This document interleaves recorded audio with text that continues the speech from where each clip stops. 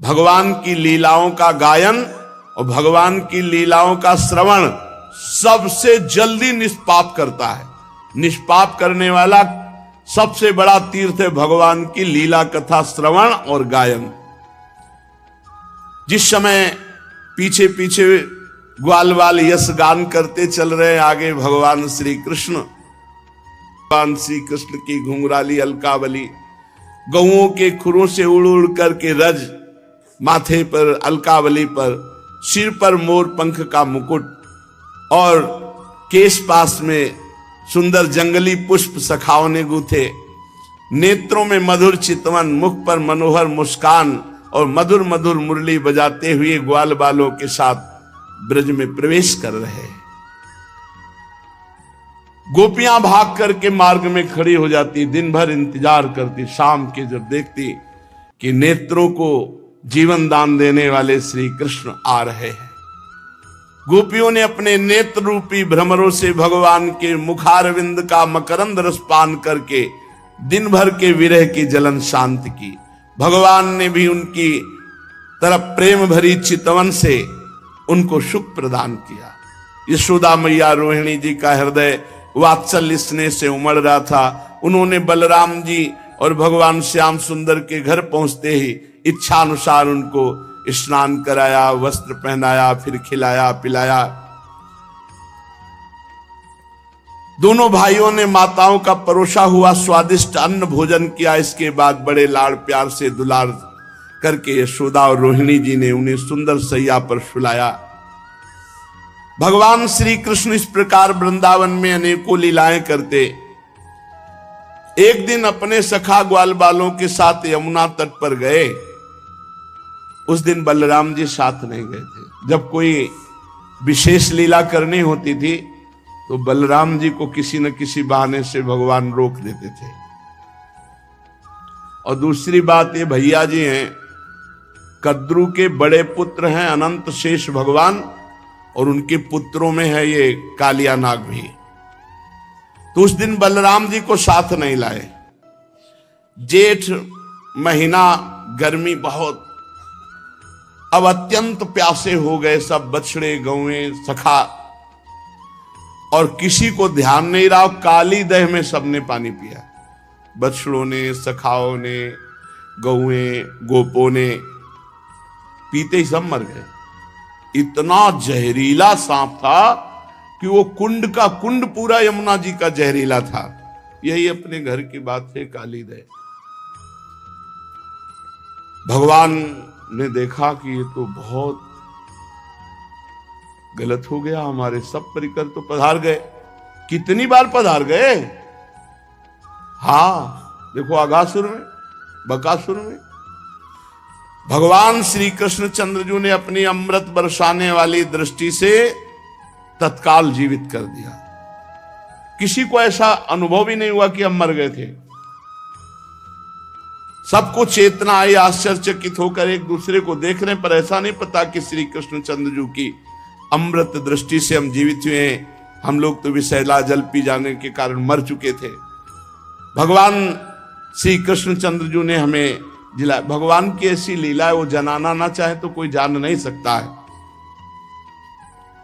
भगवान ने देखा कि ये महाविषधर कालिया यमुना जी के हमारे लीला स्थली को ये तो बहुत अशुद्ध कर दिया है। अब ना कोई आचमन कर सकता है। इतना जहरीला जल था कि ऊपर से कोई पक्षी उड़े तो उसकी भाप से मरकर उसी में गिर पड़े। ब्रह्मन भगवान श्री कृष्ण ने यमुना जी के अगाध जल में किस प्रकार सर्प का दमन किया, और कालिया नाग जलचर जीव तो था नहीं। ऐसी दशा में अनेक युगों तक यहां वृंदावन में काली दह में क्यों रहा?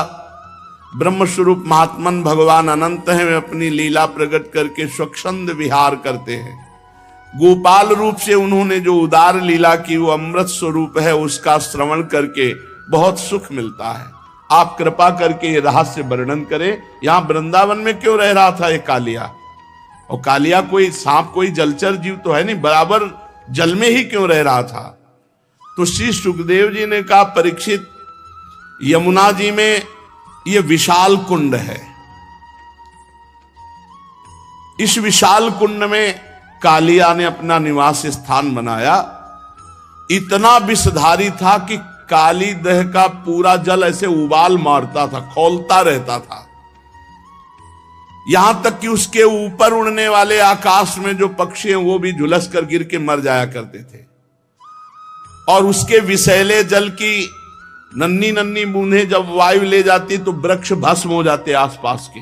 ऐसा जहरीला सांप, एक छोटी बूंद भी जहां पड़ जाए वहां आग लग जाए, ऐसा जहरीला। पशु पक्षी लता वृक्ष सब नष्ट हो रहे थे आसपास के। भगवान ने कहा है मेरी लीला विहार स्थली, इस दुष्ट का तो दमन करना ही पड़ेगा। जब उन्होंने देखा कि सांप का विष का वेग बड़ा प्रचंड भयंकर है, विष ही इसका महान बल है और मेरी विहार स्थली यमुना जी दूषित हो गई है, तो भगवान श्री कृष्ण ने खेल रचा। आओ भाई सब कंदुक लीला खेलते हैं। और श्री दामा का कंदुक था, गेंद था। भगवान ने लिया, सीधे घुमा के मारा, काली दह में गिरा। ए कन्हैया हमारा गेंद, जैसे बच्चे, अब तो हमें गेंद चाहिए, तुझे गेंद चाहिए ना, मैं भी ला के देता हूं, चुप रहे। और भगवान ने फेंका इसीलिए था कोई बहाना मिले, और कमर में पीतांबर बांधी और संकल्प बनाया, एक कालिया अब भागना पड़ेगा तुझे, और ताल ठोकी और कूद गए जल पे।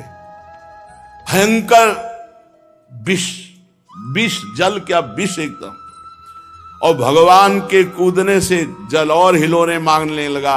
400 हाथ तक जल छिटका। जब अचिंत महाशक्ति भगवान ताल ठोक करके कूदे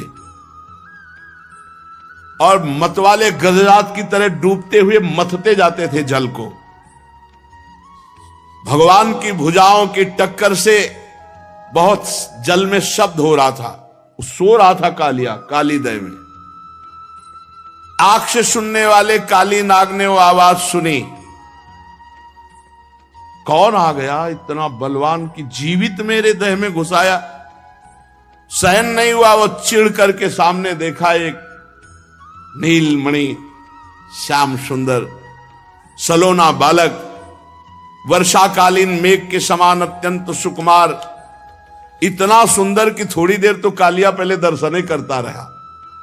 वक्षा स्थल पर सुनहरी रेखा, पीतांबर धारण किए हुए, मंद मंद मुस्कुराकर भुजाओं से जल को ऐसे मार रहे। कालिया ऊपर से लेके चरण तक दर्शन किया। चरण मानो कमल की पराग की गादी हो नीचे के, इतना आकर्षक रूप की काफी देर तो वो रूप ही दर्शन करता रहा। फिर देखा ये मुझसे तनिक भी भयभीत नहीं हो रहा, मौज से मेरे विषैले जल में खेल रहा। तब उसको क्रोध आ गया और उसने सांप का बल पहले वो बंधन में बांधता है, भगवान को बंधन में बांधा और डसा। मर्म स्थानों में उसके सैकड़ों फण थे। भगवान श्री कृष्ण को नागपाश में बांध करके और अपने फण से डसा। अब तो ग्वाल बाल सब मूर्छित हो रहे हैं,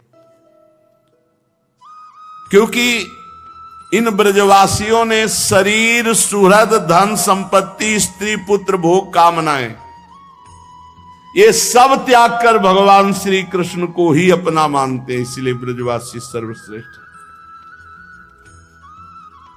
गाय बैल बछिया बछड़े सब दुख से डकराने लगे। श्री कृष्ण की ओर टकटकी बांधे हुए सब देख रहे हैं, सबका प्राण व्याकुल। इधर ब्रज में बड़े उत्पात शुरू हो गए। अब शकुन देखकर नंद बाबा ने कहा कि बलराम तुम आज यहाँ क्यों हो? श्री कृष्ण के जरूर कोई घटना घट गई, जरूर घटना घट गई। बड़े भय से व्याकुल हो गए। भगवान के प्रभाव को तो जानते नहीं, वात्सल्य भाव है। बस ये अपशकुन देखकर लगा कि आज तो किसी दैत्य ने श्री कृष्ण का जरूर अहित कर दिया। भय से व्याकुल हो गए, क्योंकि इन सबके प्राण मन सर्वस्व श्री कृष्ण ही थे। भागे ब्रजवासी, नंद बाबा, उपनंद, समस्त ब्रज गोपियां, बूढ़े बच्चे जवान सब। इतने में भागते हुए एक सखा ने आके बताया, गजब हो गया, कन्हैया काली दह में कूद गया और सांप ने जकड़ लिया। अब तो बलराम जी व्याकुल नहीं है, क्योंकि जानते हैं कि हमारे ऊपर शयन करने वाले सांप से तो उनको कोई भय है नहीं, और उनको विष से क्या भय है। ब्रजवासियों को इतना आतुर देखकर हंसते हुए कहा, तुम धैर्य रखो, श्री कृष्ण कोई ऐसे बालक नहीं है, हम जानते हैं अपने भाई के प्रभाव को, तुम धैर्य रखो। लेकिन ब्रजवासी प्यार जो प्रभु से ही केवल किए हुए हैं, सब यमुना के समीप पहुंच गए, सब देख रहे। बाबा मैया तो कूदने ही वाले थे, बलराम जी ने जबरदस्ती बाबा को रोका और युवतियों ने, ब्रज युवतियों ने, मैया तो भारी व्याकुल। जब दूर से देखा कि कन्हैया नाग पास में बंधे हुए, तो मैया तो बेहोश हो गई कुंड के समीप ही। नंद बाबा भी मूर्छित जैसे हो गए। भगवान मुस्कान भरी चितवन से इशारा कर रहे, सब शांत शांत शांत। लेकिन हर ब्रजवासी को, मेरे प्राण प्रिय श्याम सुंदर को सांप ने डस लिया, सांप ने कस लिया, मेरे तो प्राण वल्लभ जीवन सर्वस्व है।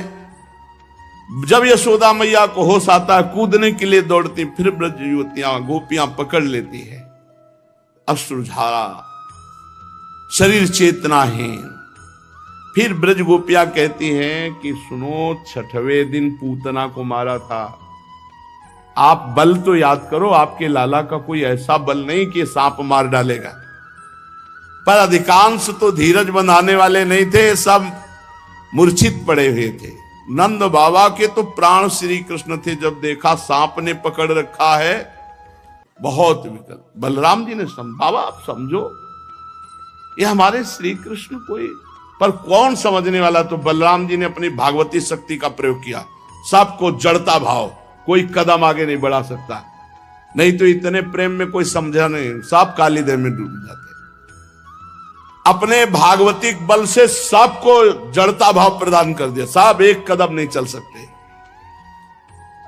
अब भगवान ने देखा कि हमारे ब्रजवासी जन तो बहुत दुखी हो रहे हैं, और सांप जो है बहुत प्रफुल्लित है कि हमने बांध लिया और काट लिया।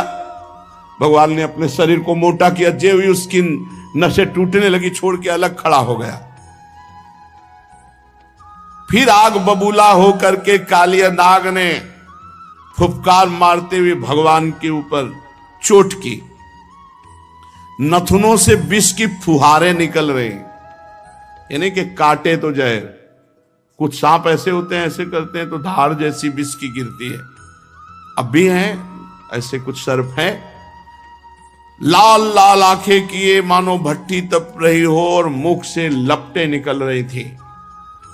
काली नाग अपनी दोहरी जीभ लपलपा करके दोनों ओठों के किनारों को चाटता हुआ, विष उगलता हुआ भगवान के ऊपर प्रहार करता। और जैसे भगवान श्री हरि के वाहन गरुण जी सांपों से खेलते हैं, ऐसे श्री कृष्णचंद्र जो खेल रहे, पैतरा बदलते वो प्रहार करता, अपने को बचाते।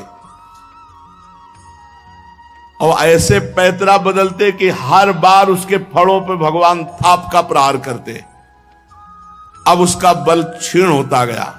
भगवान ने मारी थाप और छलांग लगाई और चढ़ गए फड़ों पर। कालिया का कितना सौभाग्य, जो मुनियों के हृदय में भी ध्यान में नहीं आते, वो सीधे चरणारविंद मस्तक पर। कालिया के मस्तक पर लाल लाल मणियां थी, सर्प मणि। उन मणियों से भगवान के चरणों की और शोभा हो गई। नृत्य गान समस्त कलाओं के आदि प्रवर्तक जगत गुरु भगवान श्री कृष्ण नृत्य करना चाहते हैं। ये देख करके देवता गंधर्व अपने अपने संगीत वाद्य और भगवान उसके सिर पर नृत्य करने लगे। नृत्य के आचार्य आदि प्रवर्तक है, सब विद्याएं इन्हीं से प्रकट हुई। भगवान के प्यारे भक्त गंधर्व सिद्ध देवता चारण देवांगनाएं जब देखा भगवान नृत्य करना चाहते हैं, तब बड़े प्रेम से मृदंग ढोल नगाड़े दुंदुभियां पुष्पों की वर्षा करते हुए ये सब बज रहे, ताल के साथ भगवान नृत्य कर रहे हैं उसके फड़ों पर। अखिल ब्रह्मांडों का भार लिए हुए भगवान उसके फड़ों, नस नस टूट गई, सारा अभिमान चूर चूर हो गया, मुख से खून उगलने लगा। और जो फण नहीं झुकाता तो ऐसी ठोकर मारते नाचते हुए एड़ी की बस खून उगल देता। प्रचंड दंडधारी भगवान के चरणों की चोट से कालिया नाग की जीवन शक्ति क्षीण हो गई, मुंह से नथुनों से खून उगलने लगा, चक्कर काटकर बेहोश हो गया। तनिक चेत होता, जहां आंख खोलता विष उगलता, भगवान जोर से चरणों की ठोकर मारते उसके फणों पर। नाचते नाचते भगवान ने उसका सब बल और अहंकार रौंद डाला। पुराण पुरुष महाबली भगवान श्री कृष्ण के चरणों पर खून की बूंदें ऐसी पड़ी थी मानो कालिया ने रक्तमय पुष्पों से भगवान के चरणों की पूजा की हो।